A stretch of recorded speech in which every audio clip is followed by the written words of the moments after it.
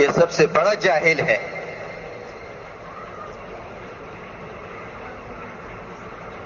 کیوں نکلتے ہو گشتوں میں؟ کیوں جاتے ہو دعوت دینے کے لیے؟ مقصود کیا ہے اس کام سے؟ ایک اللہ کی رضا، اللہ کو راضی کرنے والے اعمال جب کرے گا یہ بندہ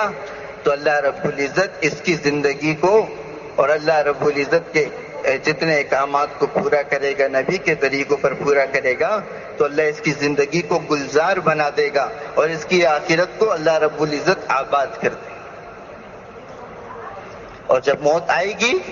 تو اس کے لیے جو موت کے فرشتے ہیں تو اللہ کی طرف سے حکم ہوگا کہ میرے نیک بندے کے لیے جاؤ، جنت کے طرح طرح کے پھول لے جاؤ، تاکہ اس کو اعزاز دیا جائے، اس کو ایک مقام سنایا جاتا ہے اللہ کی طرف سے۔ قرآن کی آیت کا مفہوم ہے کہ ہم اللہ کی طرف سے بھیجے گئے اور تمہیں یہ بشارت دی جا رہی ہے کہ تم اللہ میں نافرمانی نہیں کروں گا، اس سے پہلے جو ہو گیا اس میں مجھے معاف کر دے، آئندہ نہیں کروں گا بس۔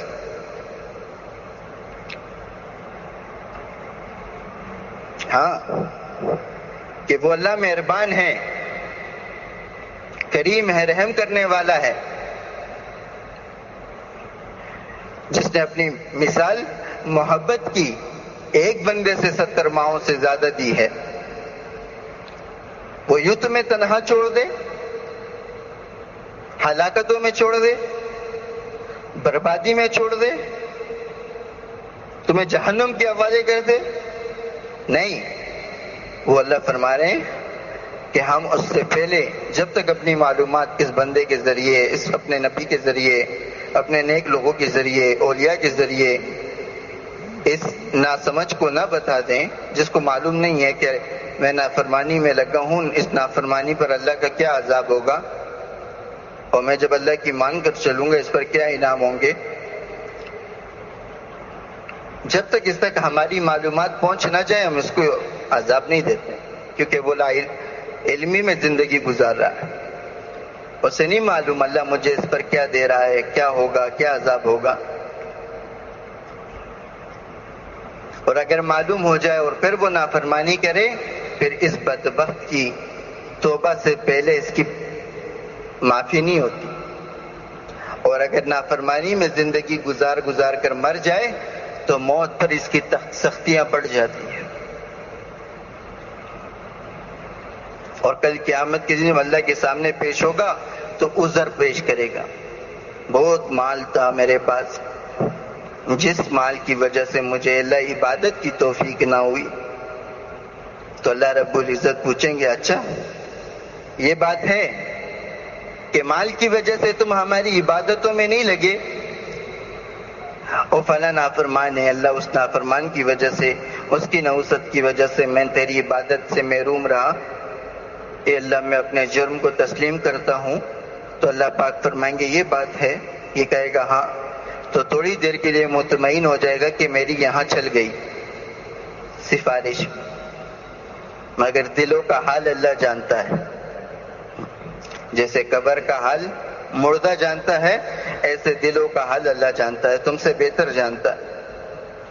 تو اللہ رب العزت کہیں گے یہ بات ہے، تو اس کے ان الفاظوں سے یہ کہے گا ہاں یہ اللہ یہی بات تھی، تو مطمئن ہوگا کہ یہاں تو میری چل گئی سفارش، نافرمانی سے میں بچا۔ اللہ حکم دیں گے فرشتوں کو، جیسے دنیا میں توڑ کر ہمارے احکامات کو یہ چلتے ہوئے خوش ہوتا تھا، لہذا اس کے منہ یہ جو فرشتے اس کے منہ میں یہ یوں جو ہے آگ ڈالیں گے اور جہنم میں گرا دیں گے۔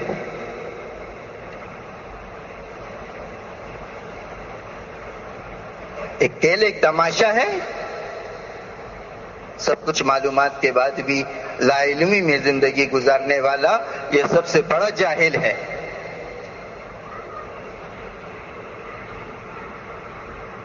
کیوں نکلتے ہو گشتوں میں؟ کیوں جاتے ہو دعوت دینے کے لیے؟ مقصود کیا ہے اس کام سے؟ ایک اللہ کی رضا، اللہ کو راضی کرنے والے اعمال جب کرے گا یہ بندہ تو اللہ رب العزت اس کی زندگی کو اور اللہ رب العزت کے جتنے احکامات کو پورا کرے گا، نبی کے طریقوں پر پورا کرے گا، تو اللہ اس کی زندگی کو گلزار بنا دے گا اور اس کی آخرت کو اللہ رب العزت آباد کر دے گا۔ اور جب موت آئے گی تو اس کے لیے جو موت کے فرشتے ہیں تو اللہ کی طرف سے حکم ہوگا کہ میرے نیک بندے کے لیے جاؤ، جنت کے طرح طرح کے پھول لے جاؤ، تاکہ اس کو اعزاز دیا جائے، اس کو ایک مقام سنایا جاتا ہے اللہ کی طرف سے۔ قرآن کی آیت کا مفہوم ہے کہ ہم اللہ کی طرف سے بھیجے گئے اور تمہیں یہ بشارت دی جا رہی ہے کہ تم جنتی ہو اور اللہ کے نیک بندے ہو، لہٰذا اللہ رب العزت نے جو وعدے نیکی کرنے والوں کے ساتھ اور فرمانبرداروں کے ساتھ کیے ہیں ان میں تمہارا نام بھی شامل ہے۔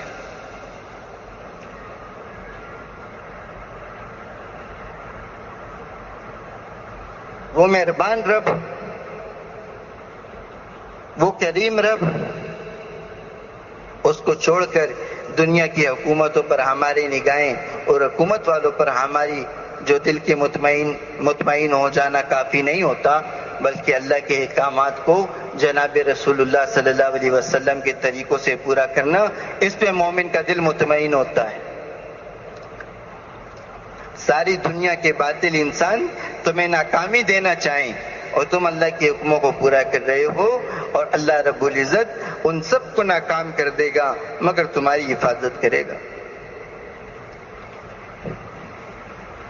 ایک دانہ بنا ہے چاول کا یا گندم کا،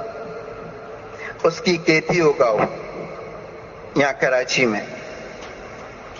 اور اس کو طرح طرح کا جو ہے، کوئی